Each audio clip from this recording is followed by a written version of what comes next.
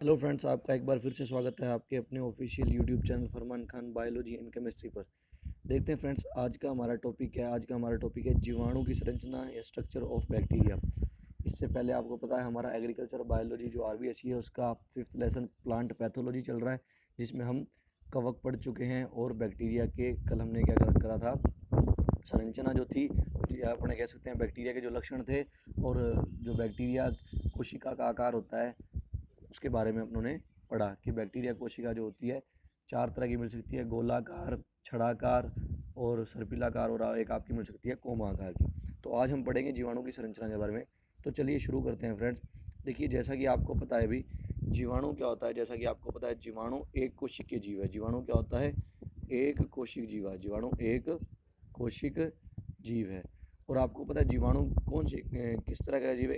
एक कोशिका तो होता है। इसके अलावा ये क्या होता है? प्रोकैरियोटिक। क्या होता है? प्रोकैरियोटिक होता है। तो आपको ये याद रखनी है। देखो, एक तो एक कोशिकीय है, प्रोकैरियोटिक है। अब प्रोकैरियोटिक शब्द सुनते ही हमारे दिमाग में दो चीज़ें आती हैं कि प्रोकैरियोटिक जो जीव होते हैं उनके अंदर आपका क्या नहीं होता? सुविकसित केंद्रक नहीं होता। क्या नहीं होता? उनके अंदर आपका सुविकसित केंद्रक नहीं पाया जाता। और उनके अंदर कोशिका के अंदर कोशिकांग नहीं होते। कोशिकांग मैंने आपको बता चुके हैं, कोशिका के अंदर जो छोटे छोटे अंग पाए जाते हैं उन्हें कोशिकांग बोलते हैं। तो जीवाणुओं के अंदर कोशिकांग नहीं पाए जाते ना, बस एक ही कोशिकांग पाए जाते हैं। कल अपने देखा था जो कि 70 एस राइबोसोम होते हैं।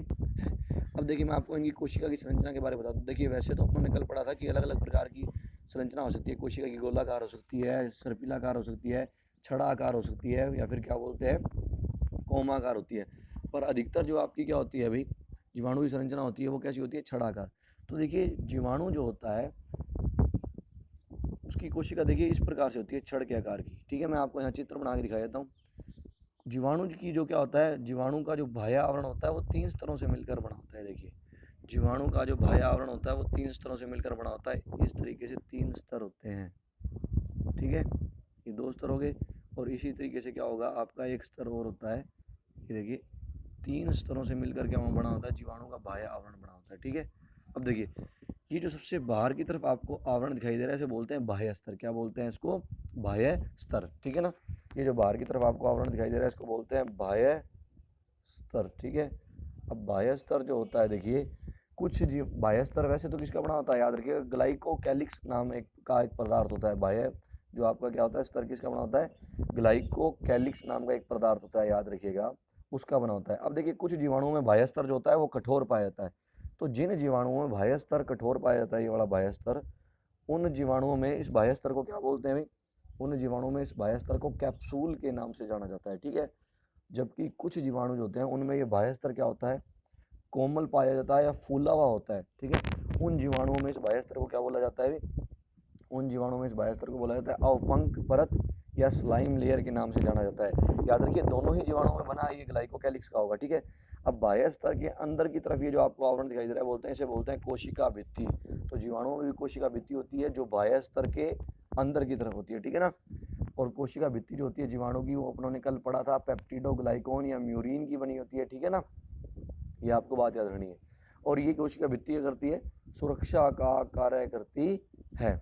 अब देखिए, बात करते हैं ये जो अंदर की तरफ आपको तीसरा स्तर दिखाई दे रहा है इसको बोलते हैं कोशिका झिल्ली या जीव द्रव्य झिल्ली। ठीक है ना, ये सबसे आंतरिक परत होती है, बाह्य आवरण की सबसे आंतरिक परत होती है। ठीक है ना, और इसके अंदर की तरफ क्या पाया जाता है? कोशिका द्रव्य पाया जाता है। इसके अंदर यहाँ इस तरीके से कोशिका द्रव्य होता है। अभी देखिए, इसके अंदर आपका इस तरीके से कोशिका द्रव्य पाया जाता है। ठीक है, इस तरीके से इसके अंदर कोशिका द्रव्य मिलता है।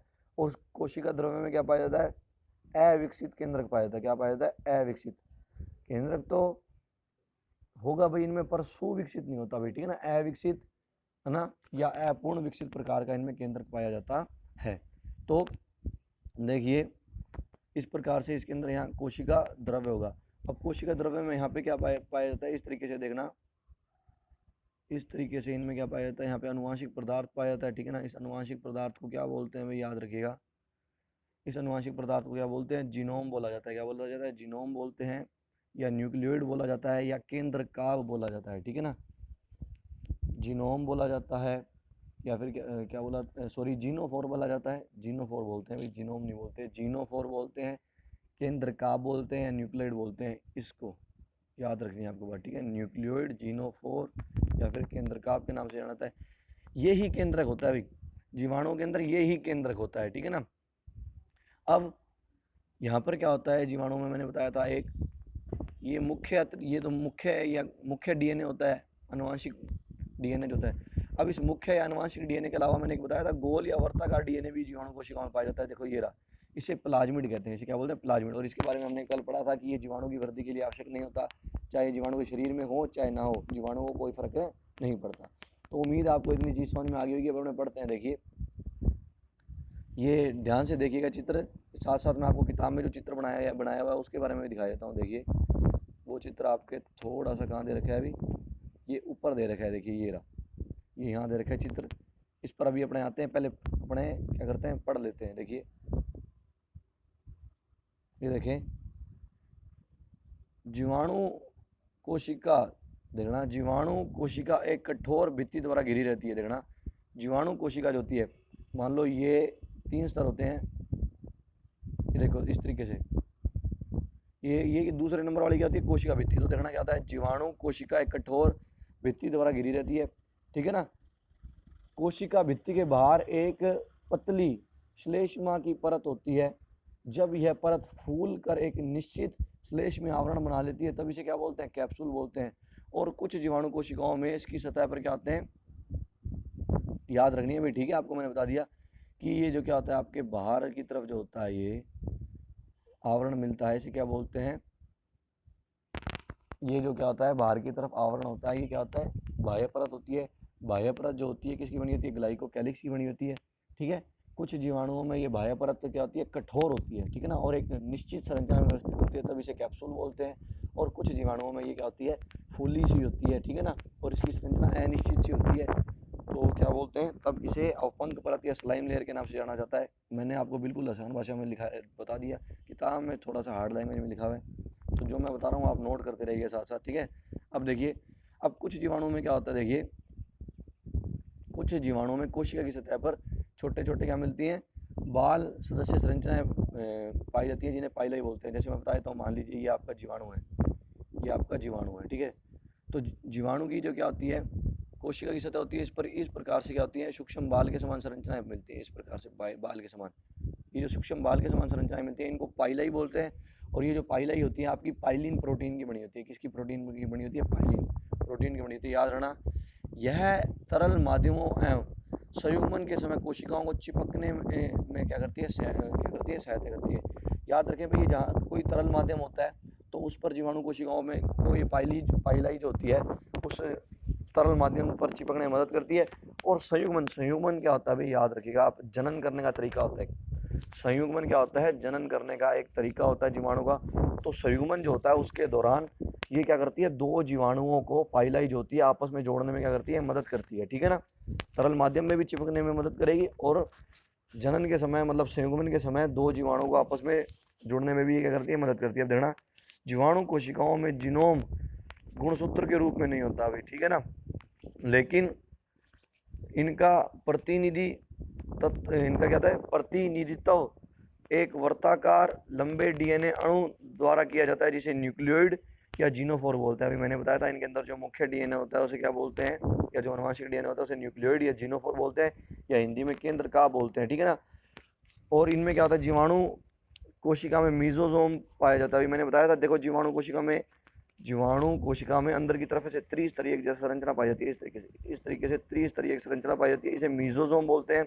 और मीजोजोम का मैंने आपको काम बताया था, ये श्वसन स्थल होता है भाई, यहाँ पे श्वसन का कार्य होता है, ठीक है ना। राइबोसोम पाए जाते हैं जीवाणु में, 17 राइबोसोम होते हैं, और पुट्टिकाएं देखने को मिलती हैं। ये संरचना भी जीवाणुओं की, ठीक है।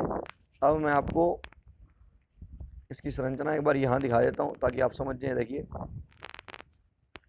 ये देखिए, ये बाहर की तरफ आपको कैप्सूल दिखाई दे रहा है, ठीक है। कैप्सूल के बाद ये 2 नंबर की आपको ब्लैक कलर की कोशिका भित्ति दिखाई दे रही है। कोशिका भित्ति के अंदर आपको यहाँ कोशिका झिल्ली दिखाई दे रही है, ठीक है। ये आपकी पाइलाई होगी, ये आपका मीजोसोम हो गया, देखिए ये न्यूक्लियोइड या मुख्य डीएनए हो गया, ये आपका कोशिका द्रव्य हो गया।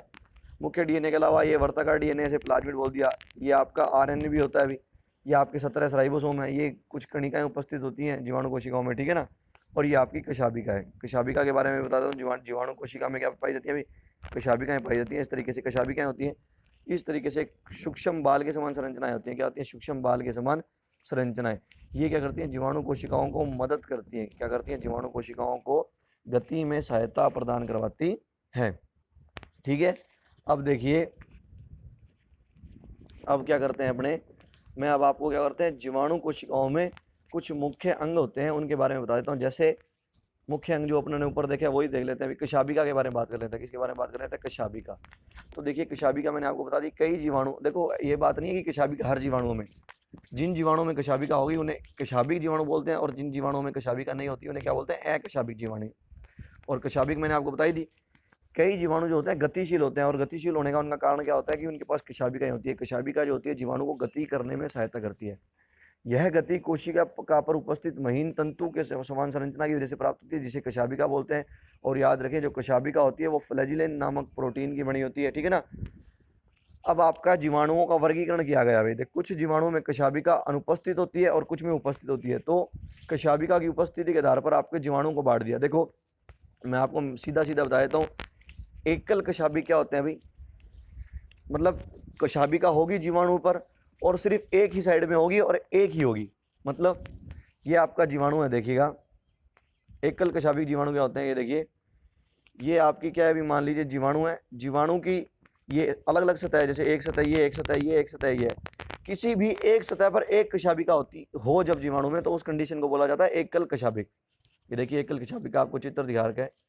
एक सेकंड बच्चों, अपने थोड़ा सा नीचे आगे, ठीक है, अभी अपने ऊपर चले जाते हैं। ये देखिए, ये देखिए एकल कशाभिक क्या होता है, जब जीवाणु की एक सतह पर एक ही कशाभिका हो तो उसे एकल कशाभिक जीवाणु बोलेंगे। उभय कशाभिक जीवाणु क्या होता है, जब देखो जीवाणु की किसी दो सतह पर, दो सतह देखो, ये एक सतह तो ये रही और एक सतह ये रही, जब जीवाणु की दो सतह पर एक एक क्या होगी कशाभिका, जैसे एक सतह पर यहाँ पे एक कशाभिका होगी और एक सतह पर यहाँ पर एक कशाभिका होगी, तो इस कंडीशन को बोलते हैं उभय कशाभिक जीवाणु। क्या बोलते हैं, उभय कशाभिक जीवाणु। अब देखिए, अब अपने आगे देखते हैं, अब देखते हैं एकल गुच्छ कशाभिक जीवाणु। एकल गुच्छ कशाभिक जीवाणु में क्या होता है विदरणा, आपको कशाभिकाएं मिलेंगी तो एक ही तरफ पर गुच्छ के रूप में मिलेंगी, मतलब एक से ज़्यादा मिलेंगी। देखो मिल तो एक ही तरफ रही हैं पर एक से ज़्यादा मिल रही हैं, ठीक है ना। तो इस कंडीशन को बोलेंगे एकल गुच्छ कशाभिक जीवाणु। एकल गुच्छ कशाभिक जीवाणु क्या होता है, जिनकी एक सतह पर ही कशाभिका पाई जाए पर एक से ज़्यादा हो कशाभिका। अब देखो उभय गुच्छ कशाभिक क्या होगा, उभय गुच्छ कशाभिक का मतलब दोनों सतह पर होते हैं अभी, कशाभिकाएं दोनों सतह पर होंगी और गुच्छे के रूप में होंगी। जैसे देखो यहाँ पे भी गुच्छे के रूप में और यहाँ पे भी गुच्छे के रूप में, ठीक है। अब बात करते हैं परिरोमी क्या होता है। परिरोमी जीवाणु, जब कशाभिकाएं जो होती हैं जीवाणु की संपूर्ण सतह पर मिलती हैं तो उस जीवाणु को क्या बोलते हैं, परिरोमी जीवाणु बोलते हैं। देखो जैसे ये रहा, पूरी सतह पर पाई जा रही है, देखो इस प्रकार से पूरी सतह पर क्या पाई जा रही है, कशाभिकाएं पाई जा रही हैं, आप देख सकते हैं। अकशाभिक मैंने आपको बता दिया जब कशाभिकाएं हो ही ना। तो ये आपका कशाभिकाओं के आधार पर जीवाणुओं का वर्गीकरण हो गया। उम्मीद है अपने को पढ़ने की जरूरत नहीं पड़ेगी, मैं आपको सिर्फ इसके उदाहरण बता देता हूँ, ठीक है। मैंने आपको अच्छे तरीके से बता दिया है। इसका एकल कशाभिका तो देखिए एग्जांपल है विब्रियो या जेंथोमोनास, ठीक है। उभय कशाभिका क्या है भी, आपको स्यूडोमोनास की कई जातियां होती हैं और नाइट्रोसोमोनास ये जीवाणु होती हैं, इनकी कुछ जातियां होती है, ठीक है। एकल गुच्छ कशाभिका एग्जांपल याद रखें, स्यूडोमोनास फ्लोरोसेंस, ये जीवाणु याद रखना भी आपको, स्यूडोमोनास फ्लोरोसेंस। इसका आगे अपने काम देखेंगे भाई, बड़ा काम होता है इस जीवाणु का। और माइक्रोबैक्टीरियम जो जीवाणु होता है वो भी क्या होता है, एकल गुच्छ कशाभिक होता है। अब द्विगुच्छ कशाभिक देखते हैं भाई, द्विगुच्छ कशाभिक क्या होती है। द्विगुच्छ कशाभिक में आपका क्या होगा, स्पाइरिलियम एक जीवाणु होता है और साल्मोनेला ये आपका क्या होता है, द्विगुच्छ कशाभिक होता है। अब परिरोमी की बात करते हैं, तो परिरोमी में देखिए इरवीनिया, इरवीनिया बताएं भी, इसके इरवीनिया क्या था अभी, इरवीनिया इमाइलोवरा, नाशपाती का दंग बीमारी रोग अपने ने कल पढ़ा था, जीवाणु भी है, सबसे पहला जीवाणुवीय रोग जो खोजा गया था। अकशाभिक की बात करते हैं, अकशाभिक में क्या होता है, कशाभिकाएं होंगी नहीं, और इसका एग्जाम्पल क्या है अभी, माइक्रोमोनास की वंश की जाती हैं, ठीक है। अब देखते हैं अपने बात करते हैं कोशिका भित्ति के बारे में, जीवाणुओं की कोशिका भित्ति के बारे में। तो देखिए जीवाणु की कोशिका भित्ति किसकी बनी होती है, पेप्टिडोग्लाइकोन या म्यूरिन की बनी होती है, ठीक है। ये मैंने आपको बता दिया। भित्ति का काम क्या था अभी, कोशिका को दृढ़ता और आकृति प्रदान करना, और इसके अलावा ये क्या करती है, आपकी सुरक्षा का काम भी करती है। अब मैंने देखिए आपको मैंने एक बात बताई थी कि जो क्या होते हैं आपके ग्राम नाम का वैज्ञानिक था जिसने क्या करा, जीवाणु को दो समूह में बांट दिया, एक तो ग्राम पॉजिटिव जीवाणु में और एक ग्राम नेगेटिव जीवाणु में बांटा था। ठीक है, अब देखिए जो क्या था, ग्राम नाम का जो वैज्ञानिक था उसने क्या करा, जीवाणुओं को दो समूह में बांट दिया, एक तो ग्राम पॉजिटिव जीवाणु और एक ग्राम नेगेटिव जीवाणु। अब आपको अंतर याद रखने हैं कि ग्राम पॉजिटिव जीवाणु क्या होते हैं और ग्राम नेगेटिव जीवाणु में अंतर क्या क्या होते हैं। तो देखना, ग्राम पॉजिटिव जीवाणु जो होते हैं इनकी कोशिका भित्ति मोटी होती है और ग्राम नेगेटिव जीवाणु की कोशिका भित्ति पतली होती है। इनकी कोशिका भित्ति एक स्तरीय होती है, इनकी डबल द्विस्तरीय होती है। याद रखना, इनकी कोशिका भित्ति में क्या होता है, पेप्टिडोग्लाइकॉन या म्यूरिन कितना होता है, 40 से 90% होता है इनमें, मतलब इनमें पेप्टिडोग्लाइकॉन कम होगा, म्यूरिन ज़्यादा होगा। और आपके जो क्या होते हैं, ग्राम नेगेटिव जीवाणु होते हैं, इनकी कोशिका भित्ति में पेप्टिडोग्लाइकॉन ज़्यादा होता है और म्यूरिन कम होता है। ग्राम पॉजिटिव जीवाणु जो होते हैं इनकी कोशिका भित्ति में टिकोई कमल उपस्थित होता है, इनकी कोशिका भित्ति में टिकोई कमल नहीं होता। इनकी कोशिका भित्ति में क्या होता है, लिपिड की मात्रा बहुत कम होती है, इनकी कोशिका भित्ति में मतलब इनमें लिपिड की मात्रा ज़्यादा होती है। ठीक है ना, बहुत कम पादप रोगजनक जीवाणु इस समूह से संबंधित। देखो अपने ने कल पढ़ा था, मैंने बताया था पादपों में रोग फैलाने वाले जो मुख्यतः जीवाणु होते हैं वो ग्राम नेगेटिव होते हैं, ग्राम पॉजिटिव बहुत कम होते हैं। उदाहरण याद रखते हैं, जेंतोमोनास, स्यूडोमोनास, इरविनिया। इसका एग्जाम्पल याद रखें, बैसिलस, स्ट्रेप्टोमाइसिस और क्लेविबैक्टर। ठीक है, अब अपने बात करते हैं आगे कोशिका झिल्ली के बारे में। तो कोशिका झिल्ली तो अपने देख लेते हैं अभी, कोशिका झिल्ली क्या है। कोशिका झिल्ली क्या होती है भाई, आपकी सबसे बाहर क्या होती है, बाह्य स्तर होता है जिसे कैप्सूल या पंख परत बोलते हैं, अंदर कोशिका भित्ति होती है और तीसरी कोशिका झिल्ली होती है। तो कोशिका भित्ति के अंदर की तरफ पाई जाती है अभी कोशिका झिल्ली, सही बात है। और ये देखें और याद रखें, कहीं भी कोशिका झिल्ली आ जाए तो वसा और प्रोटीन से मिलकर बनी होती है। यह फास्फोलिपिड प्रोटीन तथा कुछ पॉलीसेकेराइड से मिलकर बनी होती है। ठीक है, मैं थोड़ा बड़ा कर लेता हूँ। यह फास्फोलिपिड प्रोटीन व कुछ पॉलीसेकेराइड से मिलकर बनी होती है। और ये क्या होती है, आपको पता है भी, यह कुछ घुले हुए आहार पदार्थों को कोशिका के अंदर तथा व्यर्थ पदार्थों को कोशिका के बाहर जाने का काम करती है। आपको पता है भी, कोशिका झिल्ली जो होती है वो अर्धपारगम्य होती है ना, मतलब गिने चुने पदार्थों को वो अंदर आने देती है और गिने चुने पदार्थों को कोशिका से बाहर जाने देती है। अब बात करते हैं कणिका के बारे में। तो देखिए कणिकाएं कि यह कोशिका द्रव्य में कुछ संरक्षित पदार्थ होते हैं जो पॉलीसेकेराइड, लिपिड आदि से मिलकर बने होते हैं तथा ऊर्जा उत्पादन हेतु खाद्य पदार्थों को संरक्षित करते हैं। ठीक है ना, कणिकाएं जो होती हैं कोशिका द्रव्य में पड़ी रहती हैं अभी, जो क्या करती है, पॉलीसेकेराइड, लिपिड से मिलकर बनी होती हैं और ऊर्जा उत्पादन में क्या करती हैं, ऊर्जा उत्पादन के लिए जो खाद्य पदार्थ होते हैं उनको संरक्षित करने का काम करती है। बात करते हैं न्यूक्लिक अम्ल के बारे में। तो न्यूक्लिक अम्ल डीएनए भी होता है, आरएनए भी होता है। आरएनए जो होता है अनुवांशिक पदार्थ के रूप में होता है और डीएनए जो होता है अनुवांशिक पदार्थ के रूप में होता है। देखिए न्यूक्लिक अम्ल दो प्रकार के होते हैं, आपको पता होगा, डीएनए और आरएनए। ठीक है ना, जीवाणु के अंदर डीएनए अनुवांशिक पदार्थ होता है, आरएनए अनुवांशिक पदार्थ होता है। तो जीवाणु कोशिकाओं में अनुवांशिक पदार्थ द्विरज्जुकीय मतलब डबल स्टैंडर्ड डीएनए होता है जो हिस्टोन प्रोटीन रहित होता है। इसके अंदर हिस्टोन प्रोटीन नहीं पाया जाता भाई। यूकैरियोटिक कोशिकाएं जो होती हैं उनके अंदर जो क्या होता है, डीएनए होता है, वो क्या होता है भाई, हिस्टोन प्रोटीन युक्त होता है। ठीक है ना, तथा केंद्रक झिल्ली से आबद्ध नहीं होता भाई। केंद्रक झिल्ली तो होती नहीं भी इसमें, तभी तो ये प्रोकैरियोटिक कोशिका है। और प्रोटीन संश्लेषण है तो इनमें आरएनए पाए जाते हैं। अब लास्ट बात करते हैं अपने प्लाज्मिड के बारे में। तो प्लाज्मिड देखिए, मैंने बताया था कुछ जीवाणुओं की प्रजाति में गुणसूत्रीय डीएनए के अतिरिक्त एक या अधिक वर्ताकार डीएनए अणु पाए जाते हैं जिन्हें प्लाज्मिड बोलते हैं। यह जीवाणु कोशिकाओं को प्रतिजैविक एंटीबायोटिक के विरुद्ध लड़ने की क्षमता प्रदान करते हैं भाई। ये प्लाज्मिड का काम क्या होता है भाई, ये प्लाज्मिड जो होते हैं आपके जीवाणु कोशिकाओं को क्या करते हैं, प्रतिजैविक या एंटीबायोटिक जो होते हैं उनसे लड़ने के में क्या करते हैं, मदद करते हैं। याद रखिएगा, ये अगर अपने इनको जीवाणु से बाहर भी निकाले ना प्लाज्मिड को, तो मैंने आपको बताया था जीवाणु कोशिकाओं को कोई नुकसान नहीं होने वाला भाई, वो वैसे ही चलती रहेगी। बस फर्क ये आ जाएगा उसमें कि वो अब जीवाणु कोशिका जो होगी उसके पास क्या होगी, प्रतिजैविकों से लड़ने की क्षमता नहीं रहेगी अगर अपने प्लाज्मिड को निकालेंगे। लास्ट अपने देख लेते हैं अपना मीजोजोम। मीजोजोम मैंने आपको बता दिया था वैसे तो। मध्यकाय जो होता है, जीवाणु कोशिकाओं की कोशिका झिल्ली जो होती है अंदर की तरफ फोल्ड हो जाती है और वायु कोश जैसी संरचना बना लेती है, उसे मीजोजोम बोलते हैं।